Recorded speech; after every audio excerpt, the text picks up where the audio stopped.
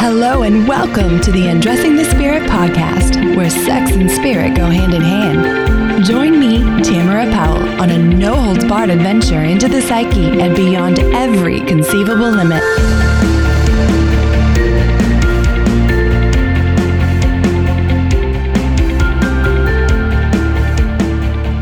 Hey, welcome back to Undressing the Spirit, my lovelies. I'm your host, Tamara Powell, and today I have to start this episode off with a quick message, something that I have been delaying and dragging my feet on, but it needs to be said. I have decided to take Undressing the Spirit into a season-style podcast, and so with that, I'm going to take a quick break and bank some incredibly awesome new guest interviews for you. And season 2 of Undressing the Spirit will launch at the beginning of November.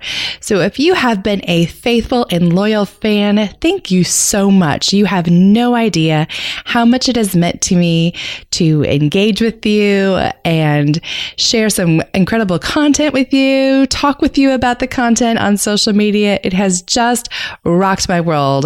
Podcasting is such an incredible high. That being said, if you are brand new to me, welcome, welcome, welcome. So glad you are here. And this will be the perfect time to binge listen through all of the archived episodes.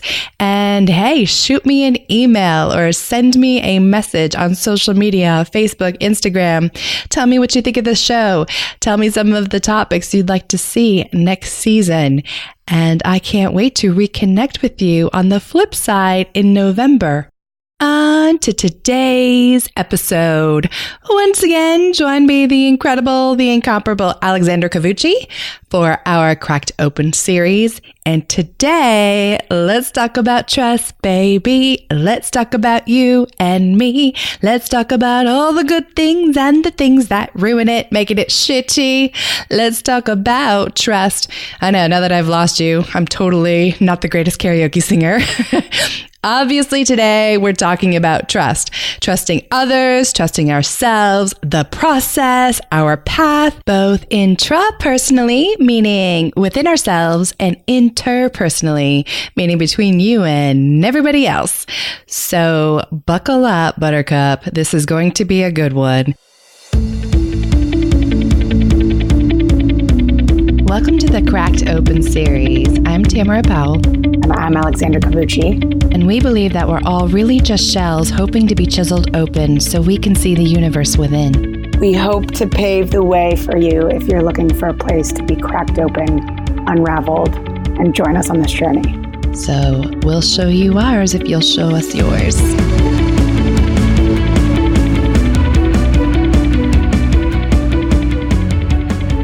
Hey, Alex. Hello, how are you? I am delicious, other than getting over this cold. How are you? Wonderful. We're recording this at a different time of day than usual, so I wonder if our listeners are going to hear our different energy. I feel like I have a different energy than normal when I talk to you. It's true. You're wide awake now. This is not early morning rubbing your eyes, Alex. Exactly. No PJs. Oh, that's true. Me neither. Oh, do you realize this is actually our 10th episode together? No, it is not. Because we had your first episode where I just fell in love. It was like, oh, we need to start a regular thing. And now this is volume 9 of our Cracked Open series. I cannot believe this is already volume 9. It feels like we just started. I know, right? May it always feel like that. May it always feel like we just started yesterday. Speaking of, I trust that it will. I trust that it will too. Speaking of, let's talk about trust. Yes. So, yeah, trust, we always talk before the recording what we want to talk about, what we want to dive into, as we remind you guys every time. And it's usually something that's going on in our lives or some kind of theme we've seen in clients or friends or, eclipse sagas or whatever. And we're diving into trust and changes today because I feel like there's been a lot of that going around. Maybe it's the eclipse energy, maybe not. But I know that there's been some big changes for a lot of people recently, myself included. And I feel like I've seen a lot of people having to come back home to themselves. Come back home, baby. Yes. It's such an interesting topic because when most people think of trust, they think of getting burnt and not being able to trust others. And where you and I most frequently end up in conversations is about trusting ourselves and trusting the process and the path and all of the things that are more intrapersonally rather than interpersonally. Have you noticed that? Absolutely. Yeah. And I think it's funny when you look at the way that we are. I think if we go too long without trusting ourselves, we feel this kind of anguish in our soul, in our heart, in our something within us, our identity, something that requires us to come back home. And I think everybody has that voice, that calling to come back home, but some may hear it louder than others. Some may have practiced it longer than others. And I think for you and I, we always come back around to knowing that ultimately at the end of the day, we are the ones to trust ourselves. Because we are the ones in control. Mm-hmm. But how the hell do we forget that, Alex? How does one, even very early on in life, start to not trust themselves? What do you think? I think that I was babysitting one time and this kid started crying. And I remember the moment he started crying, my inclination was to say, "Don't cry." And I caught myself in that moment. I was young. I was like 16. And I caught myself in that moment. And I remember thinking to myself, if I tell him not to cry, he's not going to, essentially, I don't think I was using these words in my head at the time, but essentially he's not going to know how to be at home in himself. He's not going to trust himself. And I think a large part of how we stop trusting ourselves in the beginning is we're often steered away from how we feel. Don't cry. So good. Don't cry. Don't be upset. Don't get angry. Everything's fine. And so we stop trusting. And what are emotions? They're an alert. They tell us something's up, that we got to pay attention. Mm-hmm. And when we're told early on, even into our teenage years, you're just being dramatic, et cetera, et cetera. I find that it's probably pretty easy to stop trusting ourselves. You are so right. Yes. And we do this statistically across the board with both genders. Boys are taught not to tap into their sensitivity, whatever that looks like for them. Mm-hmm. And girls are taught not to tap into their assertiveness, whatever that ends up looking like for the girl. And I think it goes even beyond that for a lot of us, in that this is where attachment theory comes in and things like the Enneagram, where, a little soul comes into being on this planet and with these natural inclinations. So here's the nurture part. And they start expressing those feelings and emotions and thoughts and ponderings and behaviors. And they look around to see how the world is taking them. And if it's not mirrored back to them well in a positive manner that allows them to further explore and transform and become, we shut that down. Mm-hmm. And we start to second guess. Am I even allowed to feel this way? Right. Do I even feel this way? That's where I think shit really starts to hit the fan, when people can no longer even label their emotions or why they're there. Absolutely. Absolutely. And then I think that translates into everything. When I look at myself in business and building my business over the last year and a half, and building a couple businesses before the last year and a half, and ultimately letting go of them, I noticed a tendency that I had to not trust even what I thought, because I couldn't trust how I felt. And so I was constantly making decisions in the mindset of well, do you think this is the right thing to do? Do you think this is the right thing to do?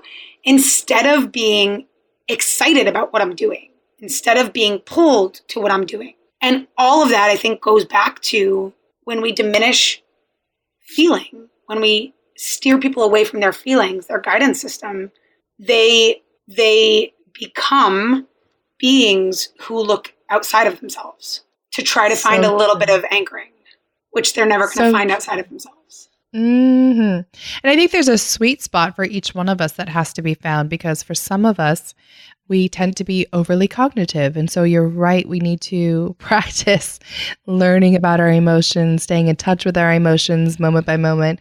And for other types, type 4 included, my dear Alexandra, they tend to get swept away by their emotions. And that's just as confusing. Absolutely. Because we learn we can't trust the intensity of them. And so there's that fine sweet spot where we remember that we are the being having the experience of the thought, having the experience of the emotion, and allowing it to inform us, like you were talking about before. It's just data. It's just biofeedback. And allow that to be the feedback system by which the internal anchor that we're able to make our decisions from. Yeah, and I love that you brought that up, that, sometimes it's you don't feel the emotion, and sometimes it's you feel too much of the emotion. Because I am a 4, and a lot of my journey has been like, I learned to quell the emotion, or I was called dramatic when I was young, and I am, and Fours are very dramatic in the best kind of way, if they're healthy. We are dramatic, and I love intense emotion, and I love. I remember Dre once was like, "Do you like having fights?" And I was like, "Yeah, because we're passionate." And which is something that I had to reconcile. She's like, "Sometimes I think you just want to fight with me." And the minute she said that, I was like, "Oh my God, I just want to fight with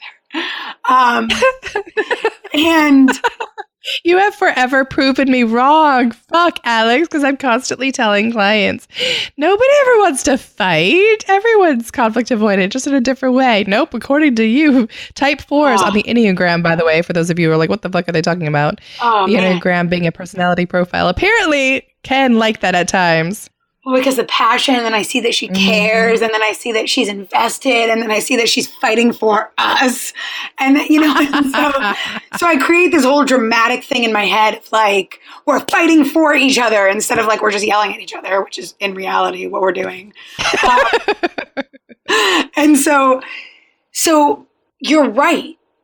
There's two sides of the same coin, that not being told or, learning to not connect to our emotions, but also learning or having such a strong connection to our emotions, and also having the messaging that that's not okay, or that is dramatic, or that like, I don't want to deal with this shit, or whatever it is. And so we here at the same level, no matter which side of the spectrum you're on, it's, you can't trust what you think, how you feel, how you are. Which has such far-reaching ramifications, don't you think? Yeah. When you destroy that in someone, you're literally destroying their internal compass, their GPS. And no healthy, decently human being of a parent is ever intentionally doing that. What I've noticed in working with families is that oftentimes, our parents didn't have that mirrored back to them. Their parents didn't have that mirrored back to them. Right. And so wherever their threshold for emotional tolerance is going to be the limit that they give you with. So some parents are not comfortable with expressions of anger. Other parents are not comfortable with expressions of grief, Right. And so when those come up, the parent, very well intended, it's like, oh, that's not going to be received well if my child expresses that out in the world. Right. So come here, little Susie. Let's teach you how not, to be a big girl and suck it up, buttercup. Right. Don't cry. Put on your happy face. Yeah, right. Don't cry. Right. And then we wonder when we're older why we can't stand up to people, why we can't ask for what we want, why we can't have our voices be heard, why we can't trust what we feel and think. So where has this played out for you recently? So I'm making some big changes in my business. I've got some big things in the work. I'm changing over to different social media platforms. I'm looking at bigger pictures and have an incredible program that I just came up with that to me is phenomenal. And I noticed, I found myself in the last month, because this has kind of been this slow rolling, like, Alex, listen to yourself, type of thing. So in the last month, which I may actually say last 6 months, if I'm honest, last 20 years, just kidding.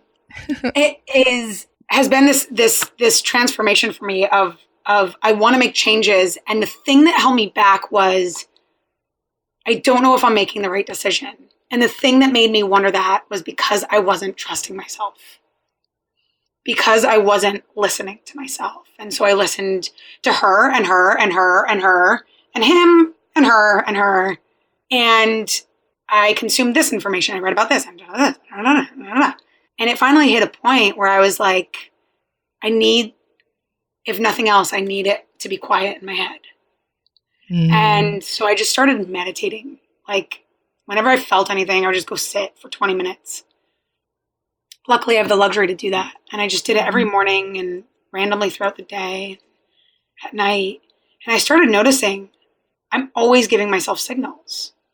I'm just not always listening to them. And thus was kind of born this resurgence of trust in myself and this courting, this courtship of me to my own trust.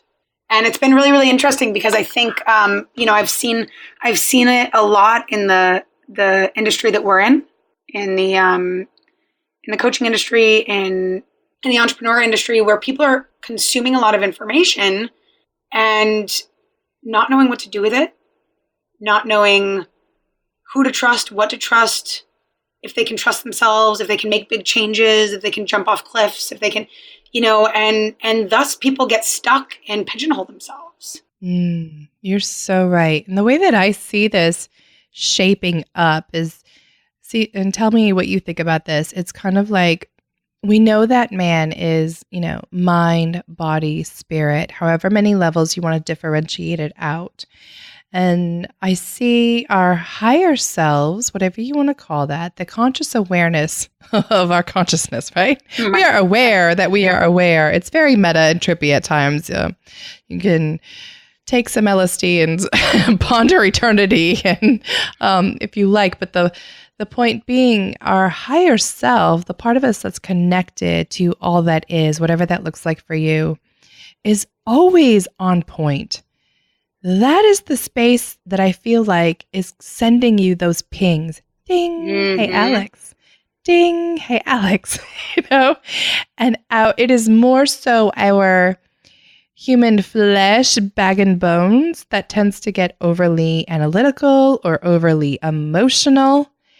And it's about a daily remembering, either through meditation or through yoga or through dance or through sex or through whatever, that realigns those two and allows that trust to come back to center.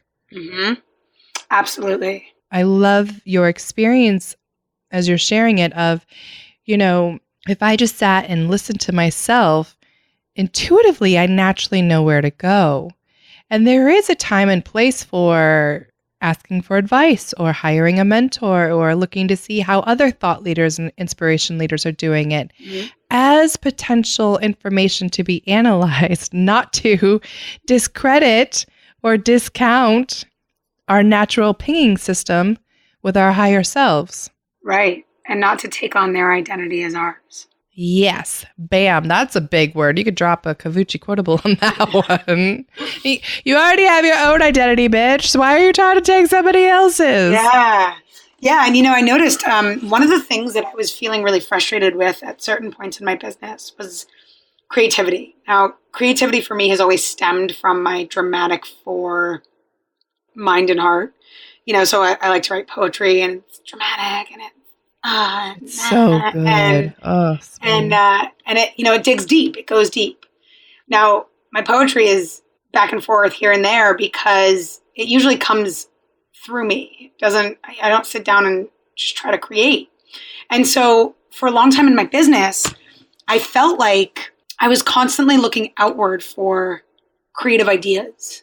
Like, what would it be so much fun for me to create? But I was looking at, what should I do? What should I do? What's this? What's going to make money? And that constantly led me down a path of furthering myself from myself.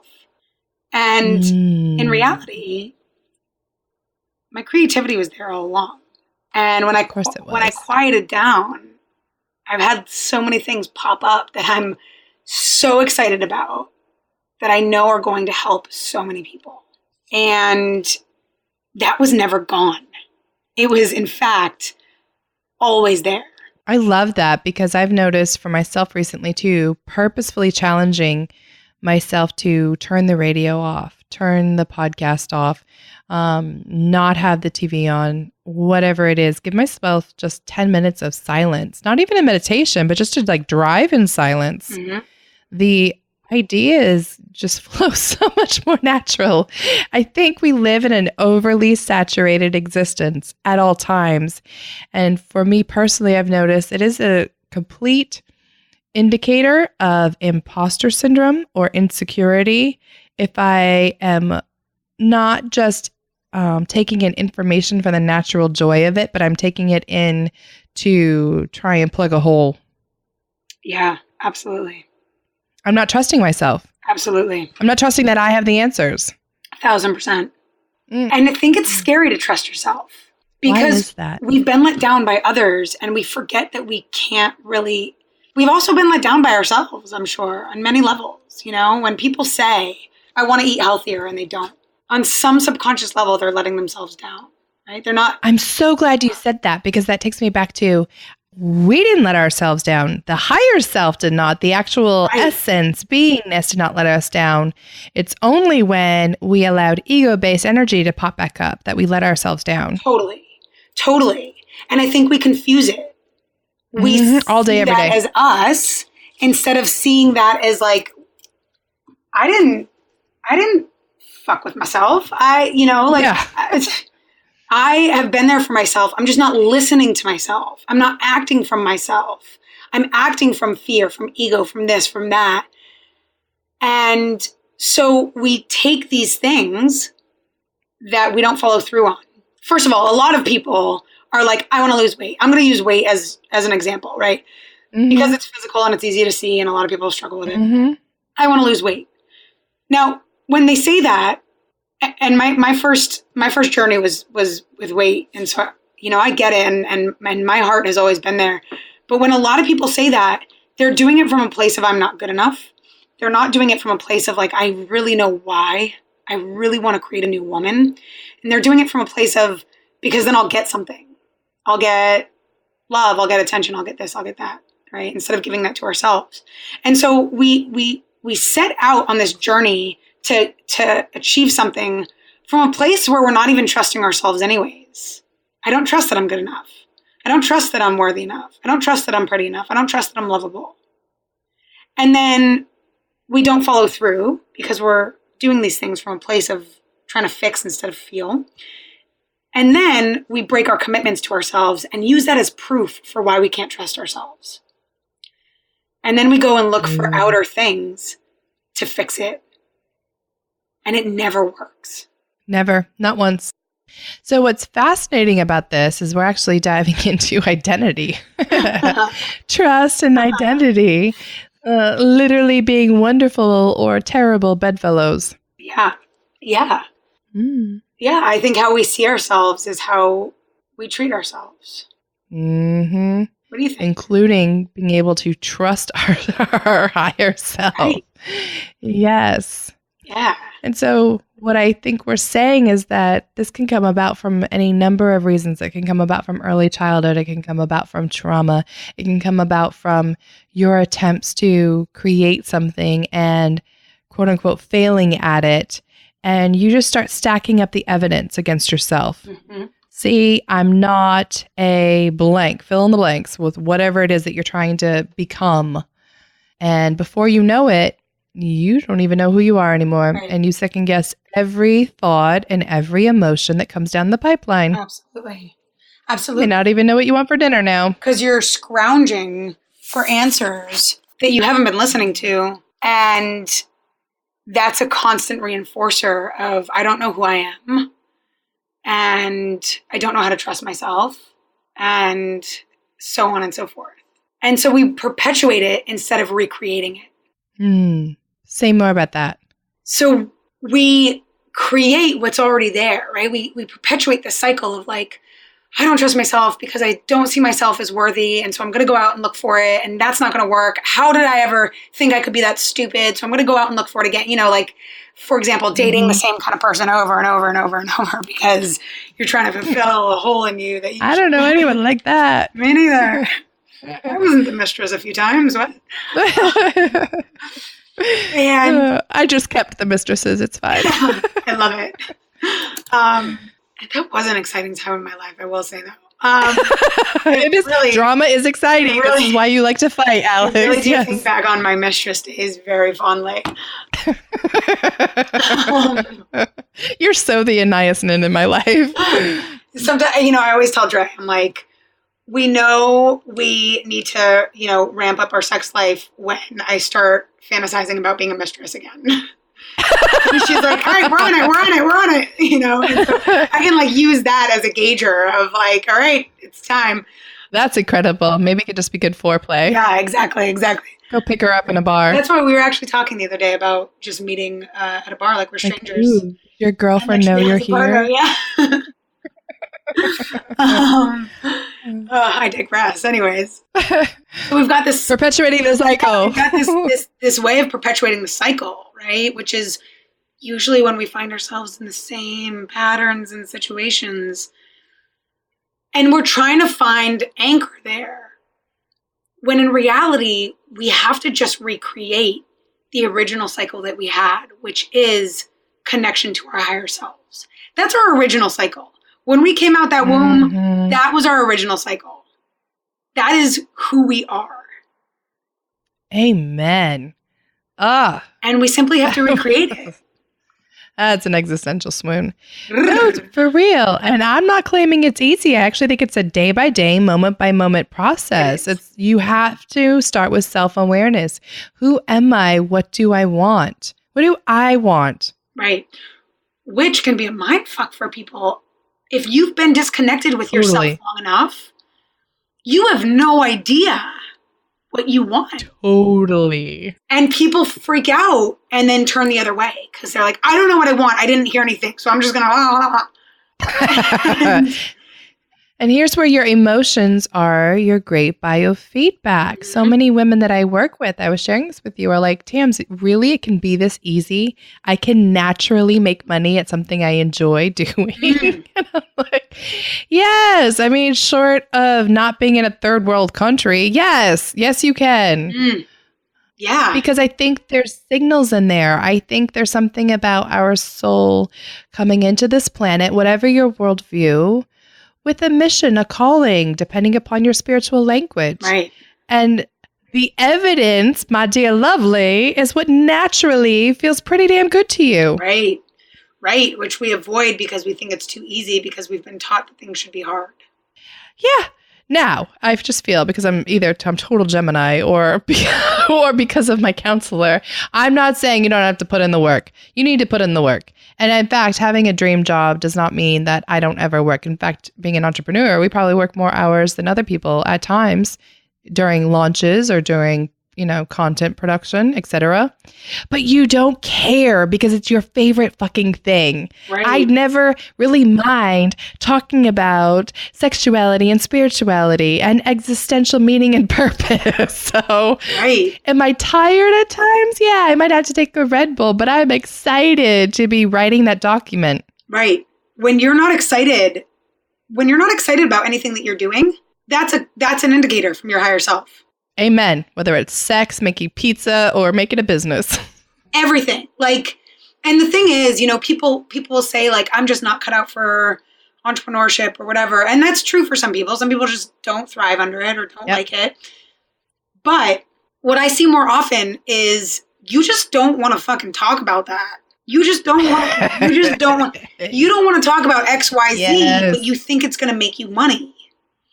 Or I don't I'm trying to come up with another example, and I don't have one off the top of my head, but excitement is really, really important. It's a huge indicator. It's a huge part of the identity of trust, of being back at home with yourself. You're right. You will never, ever, ever get me in a CrossFit gym, bitch. Yeah. gonna happen. But you want to take me to some Latin dancing? I am all there. I will sweat with the best of them. Yes. But you have to know that about yourself, which sometimes means you got to go out there and try. Right. And trust the process because, I've spoken to women who, I was a health coach in a former life and still a lot of women, my clients will speak to me about weight and body because that they know that I came from that first. And, I can't tell you how many women I've spoken to who are so afraid that if they stop their particular workout routine, even though their body is like screaming at them every single day to not do this, like, CrossFit or whatever. Don't flip tires. Right, Yes. that they're going to like become obese overnight or something. When in reality, if they listened, they trusted themselves. They might like jump roping. They might like running. They might like yoga, all of which you can be mega lean and fit on. They might like this. They might like that. They might like this. They might like that. Movement is movement. And what they're telling their bodies is, I don't trust you. And so their bodies fight back. And that's when they get, injured or miserable or frustrated or binge eat or XYZ, right? And it all kind of comes down to the same place. Girl, if I had listened to myself. I know, me too. Shit. The years in my 20s that I could have saved.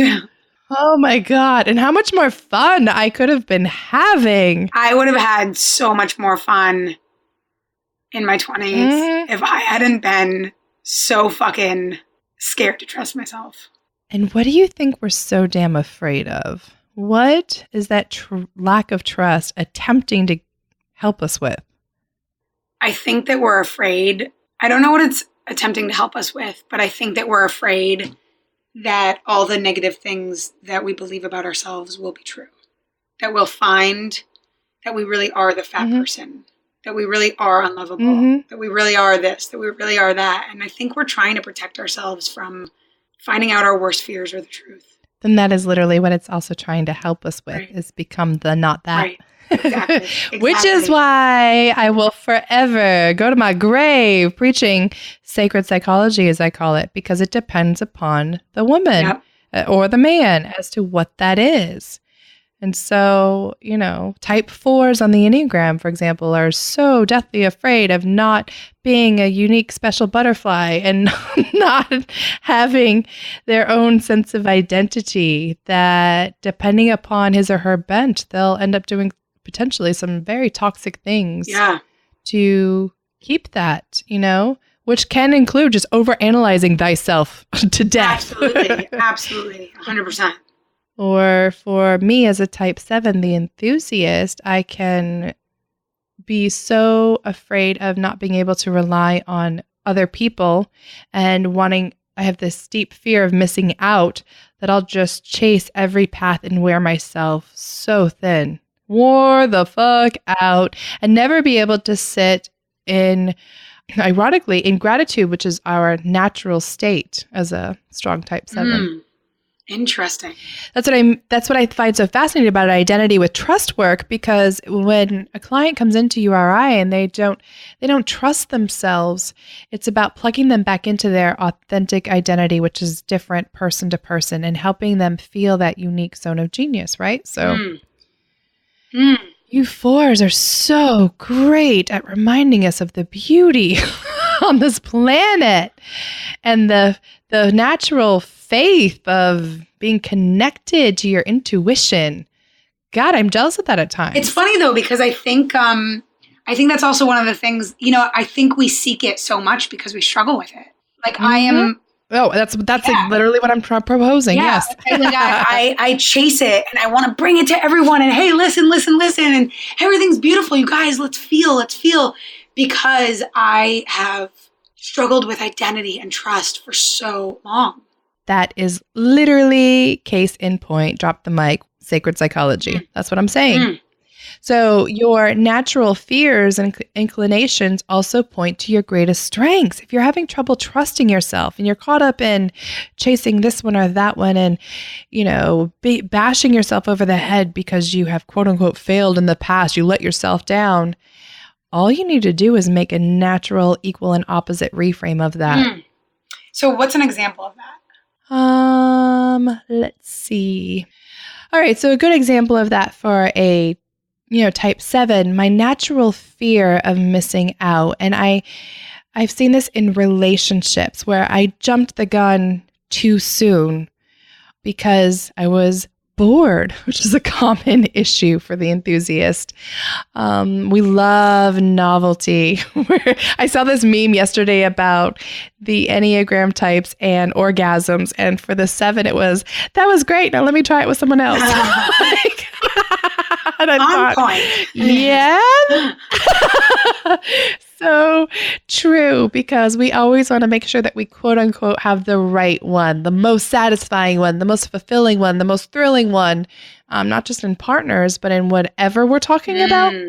So I start to not trust myself if I become an unhealthy type 7 and chase thing to thing, or I've seen 7s, including myself, allow that pendulum to swing to the opposite and say, oh, no, we're not going to be that girl. So we're going to stay way too long past the point of hurt. Interesting. Because we're not going to do that again. And what I'm proposing is that our unique giftings, based not only on types, but on, what the fuck ever, personality preferences, points to our highest strengths as well. And for me, that is in noticing the magic in absolutely everything that I taste, touch, see, hear, being so grateful for it, and allowing that to inform my choices to always, I really do enjoy the challenge of having multiple projects.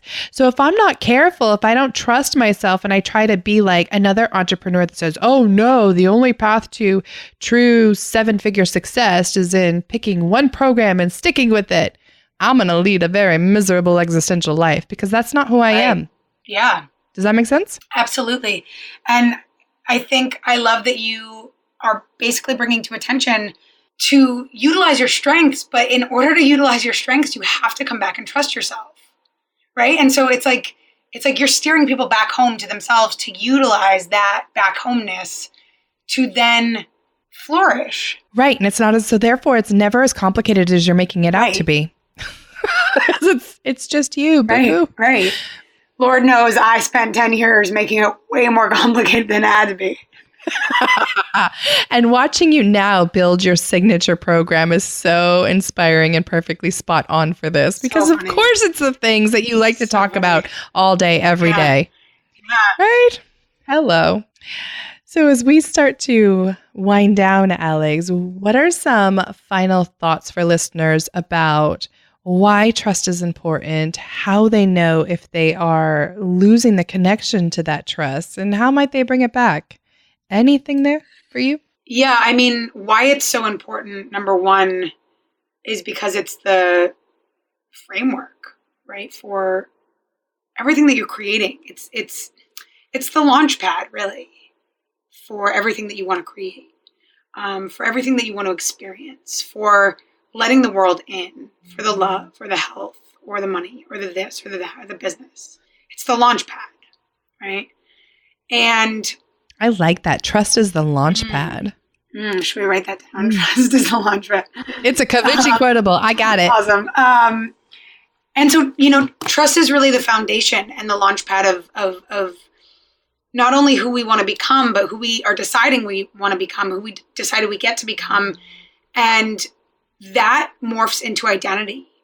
And identity is the thing that we use to create the things that we want to create, right? Or connect with the people we want to connect with, or take action on the things we want to take action on, or step into the experience of the things that we're calling in, and how we see ourselves in relation to the world. And so trust is that Launchpad. Identity is that journey through it. And I forget your other two questions. I think one of them was, why is it so important? Or how do we, that's why it's important, but how do we come back to it? I think you asked. Mm-hmm. I think you get uncomfortably quiet. I think you get uncomfortable because when we're so used to looking outside, it's not comfortable to come home. It's not comfortable to listen. And I think you find your way of listening and you listen. And you'll notice that if you listen past the point where you think you have nothing to say, you always have something to say. So good. This is why I don't worry about putting you on the spot. What did she ask? It's okay. It's coming out. You answered it spot on. What are your thoughts? Trust is the Launchpad. I just want to reiterate that. Absolutely. And trust comes from our core. It's that connection to not only my experience of myself, but also whatever it is that we believe in outside of us, the connection to all that is. And so I love that this conversation literally turned what most people are used to talking about trust on its head and saying you really don't have to trust anyone or anything besides you. Right.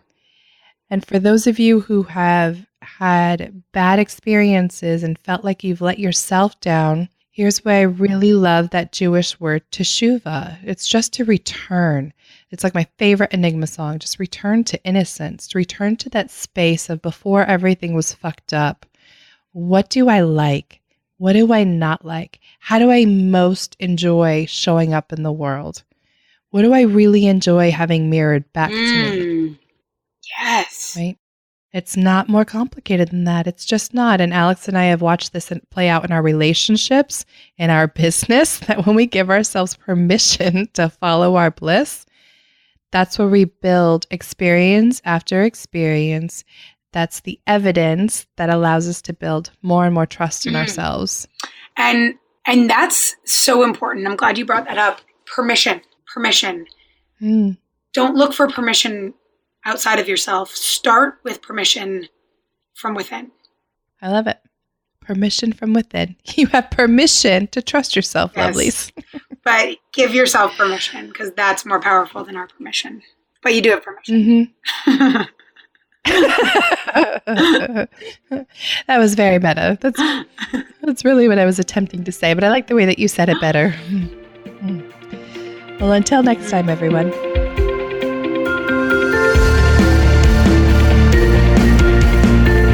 Thanks for listening to the Undressing the Spirit podcast. I pray you found some inspiration and titillation today. As always, I am forever grateful for 5-star reviews, comments, and subscriptions on iTunes and anywhere else you may be listening to this broadcast. Please note the information provided is not meant to convey professional, psychological, or medical advice. If you could use such services, I highly recommend seeking them out from someone you trust. To get in touch with me personally, please check out ariatherapy.com or talesfromatrapezoid.com. Until next time, everyone.